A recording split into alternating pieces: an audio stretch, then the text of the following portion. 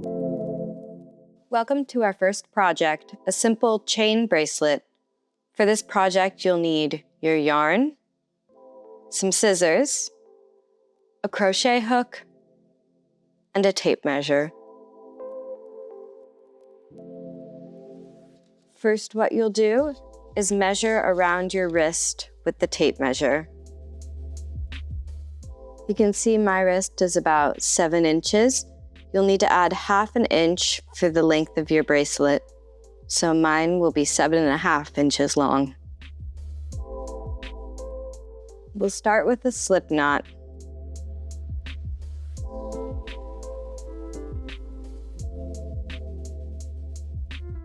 Tighten it to your hook. And we'll start chaining, wrapping the yarn around and pulling through. And that's our first chain. Your chains will start to look like a bunch of little V's, and each one of these is one chain. You'll keep chaining until you reach the desired length of your bracelet. Slide your left hand up the chain as you work to keep your tension consistent.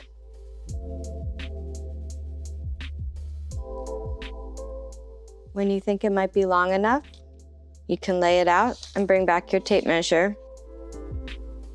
Remember, we're going for 7.5. And we're at 7 right now, so I'll need to add a few more chains. All right, and we're at 7.5 inches now, so that should fit around my wrist. We'll close our bracelet into a circle by slip stitching through the first chain. So go ahead and find that first chain right next to your slip knot. Insert the hook, not into this bottom part of the V, but the top right here, that's your stitch. So you'll slip it through right there, right in between the V. Take your working yarn, yarn over, pull through the chain, and pull through the loop on your hook. Pull up a loop and then pull your crochet hook out. Pulling up a loop will ensure that the project doesn't unravel while your crochet hook isn't actively in it.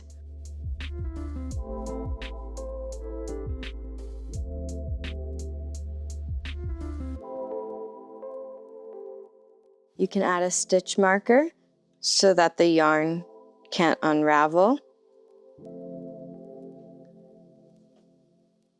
And while the stitch marker is on, you can check the fit of your bracelet.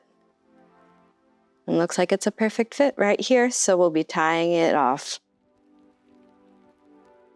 If my bracelet were too tight, if it were pulling on the chains, I could take the stitch marker out by pulling up a loop, taking the stitch marker out, and replacing my hook back in the space. I would undo the slip stitch, put my hook back in this little loop right here on the end, and then I could begin chaining.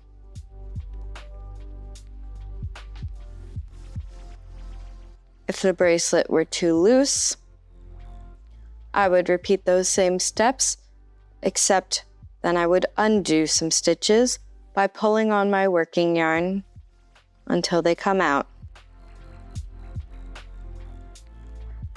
If I pull out too many, don't worry, it's an easy fix. You see this loop right here? That's where I stick my hook back into, and I can keep on chaining.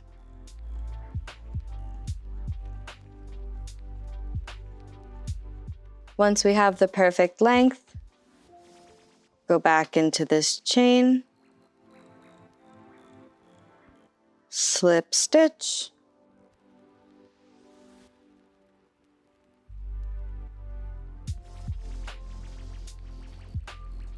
And we'll fasten off by making one final chain,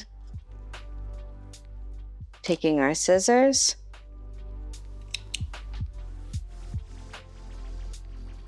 and then pulling this yarn right through the last stitch.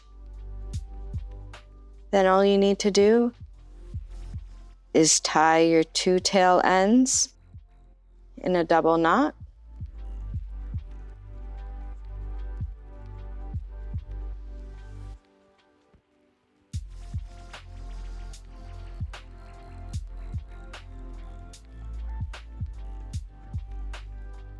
And now far away from your wrist, you can cut these tail ends as short as you'd like.